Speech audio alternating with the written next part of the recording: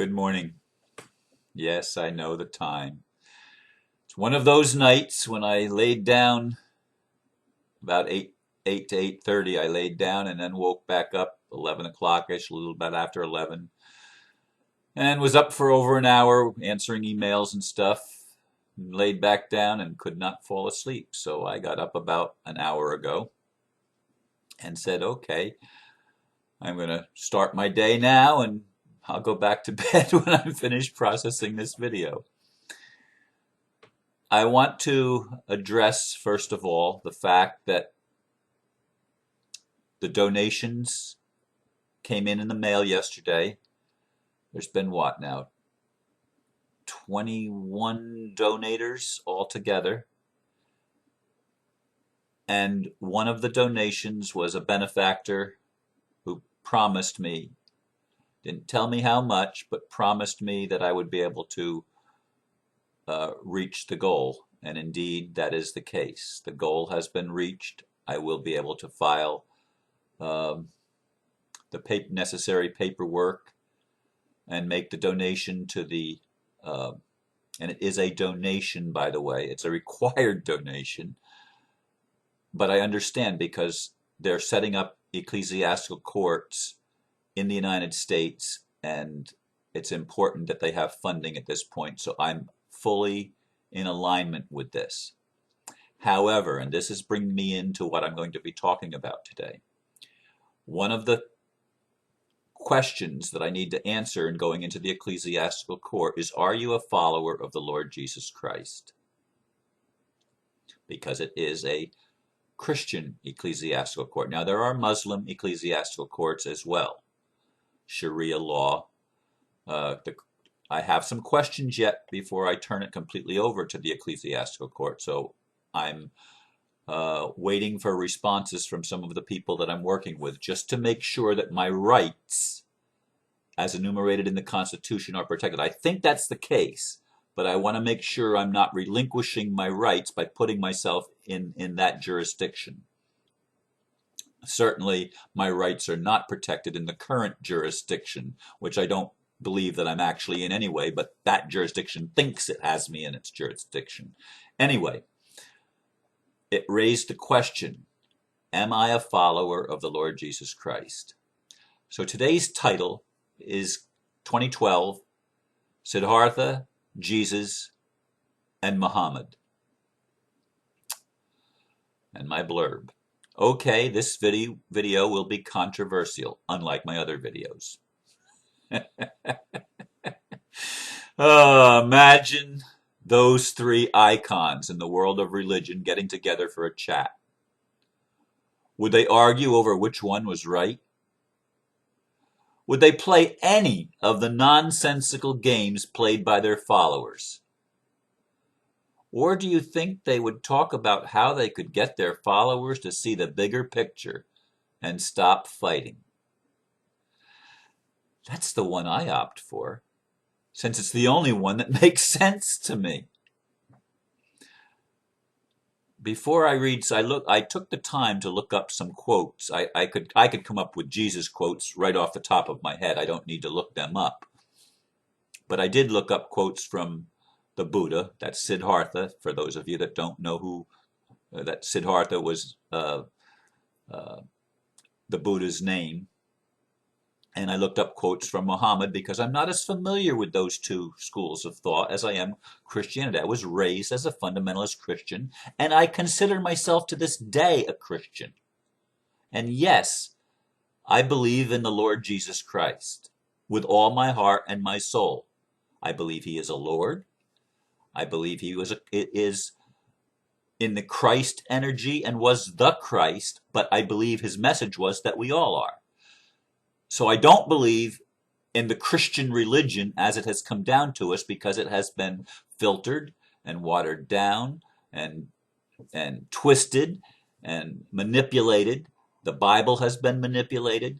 So I'm sure there's going to be a lot of Christians that say, then you're not a Christian, because their definition is much smaller than mine. My definition of Christian includes Muslims and Buddhists and Taoists and name the religion, it doesn't matter, because for me, God so loved the world that he gave his only begotten Son. That's the Christ, and that Christ is all and in all of us. And it doesn't have anything to do with religion. That's how I am a follower of the Lord Jesus Christ, because I see Christ as all and in all, as Lord of all. And that's how I see it. But I don't see him as being antagonistic toward Muslims or Buddhists or people of other faiths. In fact, I read the book once, if I can remember the name of it right now, The Life and Times of the Masters of the Far East. And it was a book that was written near the end of the 19th century by Spalding, I believe the guy's name was, E. something Spalding. And then I'm going from memory because I didn't even think I was going to bring this up today, or I would have probably grabbed the book off the shelf. It's actually a series of books. In any case, one of the scenes in there is Jesus and Buddha materialize before groups of their followers that are at each other's throats. The Buddhists and the Christians are ready to beat each other up, and all of a sudden the Buddha and Christ materialize in front of all of their followers, and basically make the whole thing look as ridiculous as it really is. Now, the same could be true of every religious icon. I've only chosen 3. There's Kuan Yin, and there's Lao Tzu, and there's Native American Quetzalcoatl, and others that are manifestations of something that takes us into the realm of bigger than. But let me give you some quotes from the Buddha, from Siddhartha. And remember, he was, 600 years or something like that before Jesus' appearance, as we're told. This is a quote. "Hatred does not cease by hatred, but only by love. This is the eternal rule. The way is not in the sky. The way is in the heart." Sounds like he's teaching the Tao, because he's talking about the way, and the Tao is the way. Jesus said, "You shall love the Lord your God with all your heart, and with all your soul, and with all your mind. This is the great and first commandment. And a second is like it. You shall love your neighbor as yourself. On these 2 commandments depend all the law and the prophets." And 600 years later, the prophet known as Mohammed showed up in the Arabian Peninsula. And he said, "You will not enter paradise until you have faith. And you will not complete your faith until you love one another." Do you love your Creator? Love your fellow beings first. Now, I've put some of these quotes together, except for the one from Jesus. That was as it's written in the Bible. But the other 2, I put a couple of different quotes and stuck them together because they seemed to fit. We have spent literally generations, and from the soul's perspective, perhaps lifetimes, arguing over who's right, when the meat of every one of the truths of every religion in the world is not about who's right. Did you ever notice that? I did. I did a long time ago. The central message is a message of love, because that message is what will bring peace to our soul, first of all. First and foremost, if you say you love God and you can't love your brother, the love of God is not in you. Now I'm just spouting off things that I've memorized. You have to love your neighbor, which is the way that you show your love for God. And who is your neighbor? Jesus said, love your enemies. Bless them that persecute you and say all manner of evil against you falsely. Bless them and curse not. It's sometimes hard to love your enemies, isn't it? When they're doing you wrong.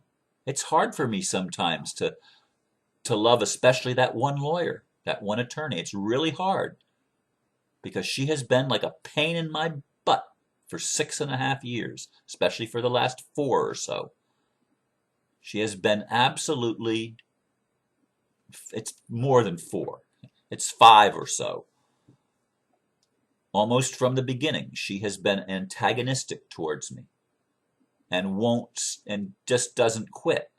And it's really hard to love her. And yet I've had sessions where I wanted to forgive her. I've mentioned this before, so I don't want to belabor the point. The point is this, though. The central core of all religious truth is about love, about forgiveness, about going beyond the perceptions and the roles that we're playing. I talked about that some yesterday, didn't I? Because we all play them. But we're here to learn to love our neighbor as ourselves. That's the golden rule. Love your neighbor as yourself, or do unto others as you would have others do unto you. That's the golden rule. Or love your neighbor as yourself. That's another aspect of the golden rule. It begins with loving yourself. When you do not accept yourself as you are, that's you, me, anybody. When we don't accept ourselves as we are at war with ourselves.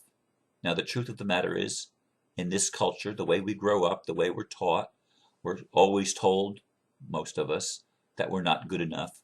Somehow we are implanted with the idea that we don't measure up to some standard that we don't even know what it is. We're not allowed to just be. We have to be something. Not allowed to just do. We have to do something in particular or not do something in particular. All the rules. And the rules keep us from loving ourselves. So the very screwed up part of religion actually invalidates our spirituality and keeps us from finding the way of the heart that the Buddha talked about and reaching the place of fulfilling the law and the prophets, as Jesus said. And as Mohammed said, completing our faith. Now, it's interesting that in our world today, the Muslims are greatly scapegoated as if they are responsible for all the world's ills. And I've said this before. It's not just fundamentalist Christians that hate Muslims and call Muhammad a Satan or something like that. And then they call the Western world the great Satan. You know, you see it, all this name calling. This is Illuminati indoctrination, folks. This is mind control. This is part of the matrix programming to get us at each other's throats rather than to get us to see beyond. As I started to say, though, this whole conflict between Christianity and Islam that they are fostering with fundamentalists on both sides of the question that neither know Muhammad nor Jesus. They are not following in the footsteps of those they claim to be. They are taking things out of context. I didn't come to bring peace but a sword, and a misunderstanding of the word jihad.